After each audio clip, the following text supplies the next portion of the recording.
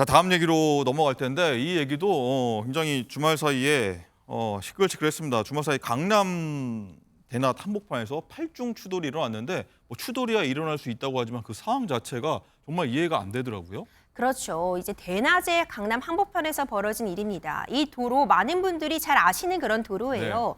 여기서 말 그대로 연쇄적인 충돌이 일어났는데요. 화면 나오고 있습니다. 네, 영상 보시는 것처럼요. 저 흰색 차량 마구잡이로 운전을 하고 있습니다. 앞뒤로 이미 차량 여러 대를 부딪혀서 크게 사고를 낸 걸 볼 수 그냥 뭐 있는데 게임에서 보는 것 같아요. 그렇죠. 이제 뭐 중앙선도 넘어서 화단으로 돌진하는 모습.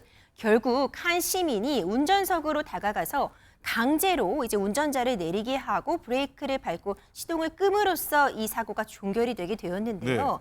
충격적입니다. 무려 차량 7대를 잇따라 들이받고 네. 9명의 어떤 그런 피해자를 냈던 상황인데 물적 피해도 상당하죠. 이 중 2명은 병원으로 이송이 되기도 했다고 합니다.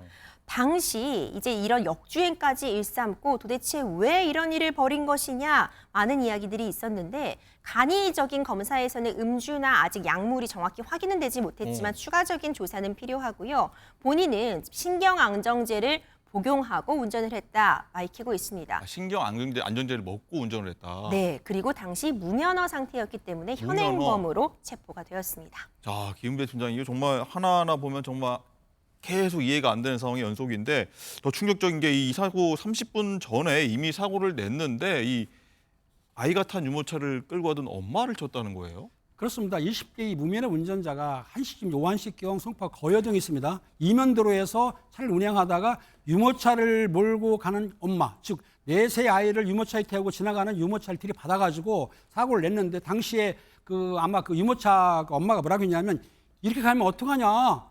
그랬더니 이 사람이 뭐라고 했냐면 나 경찰서 가야지. 그러면서 그냥 가버린 거예요. 그러니까 요거는 당연히 뺑소니로 볼 수가 있는 것이죠. 예. 그렇기 때문에 사실은 처벌하는데 중요한 거는 여성분이 그렇게 사고를 내고도 30분 후에 또 사고를 냈던 것이죠. 이 큰 8중 추돌을 냈다. 네, 그렇죠. 자, 아까 전에 임재 변호사가 말씀하시기로는 이 신경 안정제를 먹었다라고 했는데 많은 분들은 이렇게 생각하거든요. 음주 아니야? 뭐 마약 혹시 한 거 아니야? 이렇게 좀 의심을 하긴 하거든요. 경찰에서 사고가 났을 때는 음주 측정을 먼저 하는데 네. 음주 측정 수치는 안 나온 것을 알고 있고요. 간이시약으로서도 마약 여부를 검토했는데 음성으로 나왔기 때문에 아마 마약 성분은 나오지 않은 것 같은데요. 본인은 뭐라고 했냐면 아까 변호사님 얘기한 대로 신경 안정제를 먹었다고 했어요. 신경 안정제 먹으면 이렇게 신경 안정제에 마약 성분이 있는 것이 없는 게 있습니다. 그러니까 경찰에서는 아마 이 여성분에 대해서 소변을 받았을 겁니다. 네. 소변을 받아가지고 국립과학수사연구원에 보내면 그 소변 안에 다른 성분, 즉 향정신성 의약품이라는 게 있어요. 아시다시피 케타민, 프로포폴, 필로폰 이런 게 나올 수 있기 때문에 근데 그렇게 타면은 운전을 하면 안 되는 거 아닙니까? 당연히 안 되죠. 정신이 없는 건데 만약에 소변에서 그런 마약성 성분이 나오게 되면 마약 투약 여부로도 처벌을 받을 수가 있는 것이죠.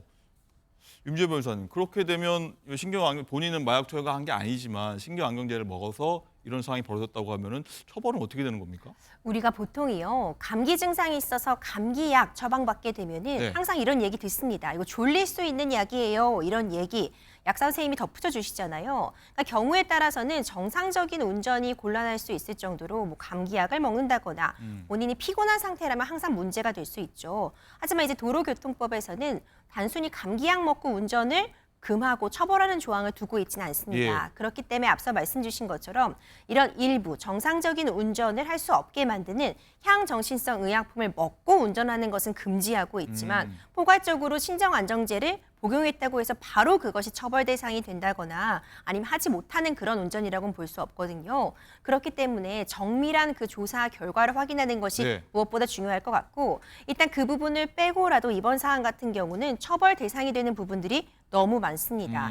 일단 1차적으로 이제 유모차를 추돌한 이후에 이것이 도주한 부분이 확인된다면 도주치상, 우리가 흔히 얘기하는 뺑소니 부분 문제가 되고요.